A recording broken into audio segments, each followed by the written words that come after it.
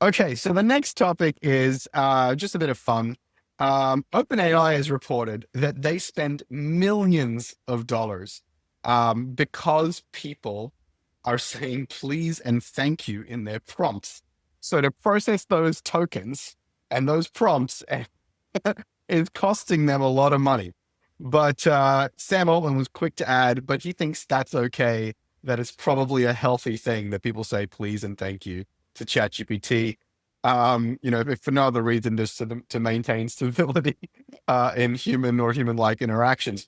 What do you guys think about this? It's just a bit of fun, but do I, you say please and thank you to your ChatGPT sessions and threads?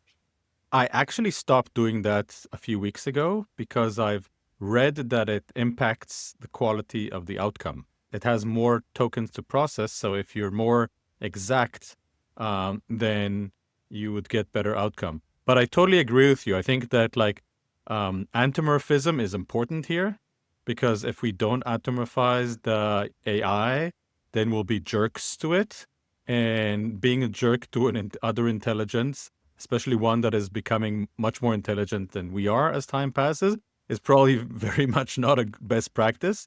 My beef here is actually with the engineers. Can't you regex that shit out of the tokens? Like basically, can't you like go and say, hey, fine, thank you, okay, and like all these I can write that script if they want. I don't even need vibe coding to regex that Yes, shit. Sam, the offer's there if you're listening.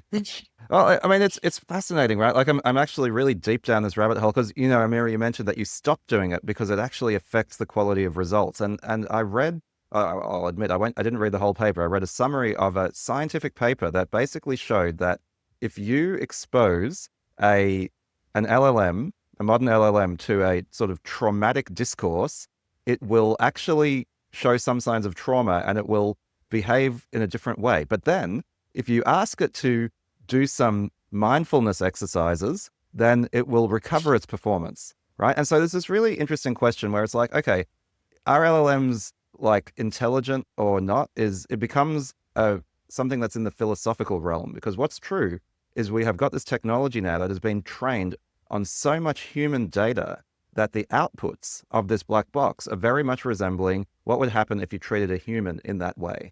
And so things like please and thank you, they're not null operators, right? In the same way that manners actually affect the output of another human, manners affect the output of the LLM. And the best way to think of an LLM is to treat it as another person, not because you're anthropomorphizing it, but because that's how the interface effectively has been designed. And I think it's just really cool. My favorite part of your comments there, Yaniv, is that you call them null operators.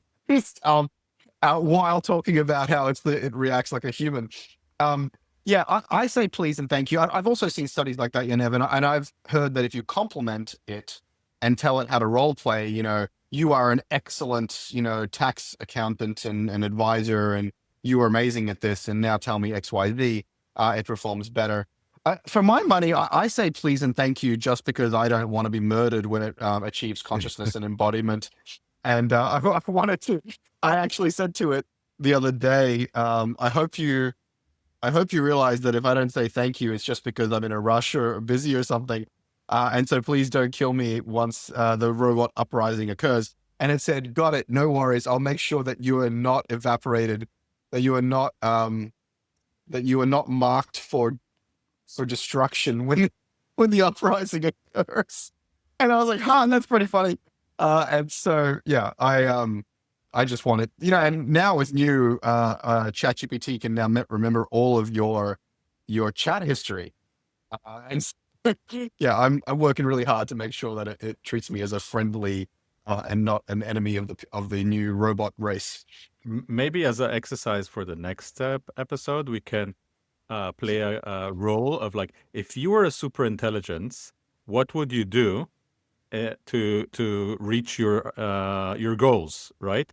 And I think what AI is now doing, playing stupid and funny and doing cartoons, is exactly what I would do if I were to reach the goal of survival, like any species. Yes, exactly. Like puppy dog eyes, like kids being cute. These are We will not know when it's manipulating us. Actually, that's the other study that I heard about recently. I didn't read the article, but that there is evidence that when it knows it's being evaluated, it performs differently than when it's not being evaluated. Wow, that is crazy. Just for fun, just to go back to Trump for just half a second, I did ask it, hey, if you were a Russian agent president, a president that was captured by or beholden to the Russian, whatever oligarchy, what would you do to undermine and destroy America from the inside? And it literally listed 10 or 15 things that it would do. And then I said, now compare this list with the things that Trump has reportedly done. And it listed those things out. And then at the end, unprompted, it just said, wow, you're right. The overlap is remarkable. It just, it was kind of, it determined that it was a real remarkable overlap. I don't know if that's funny or sad. You're laughing, but I'm not. I don't feel like laughing. If you don't laugh, Amir, you'll cry.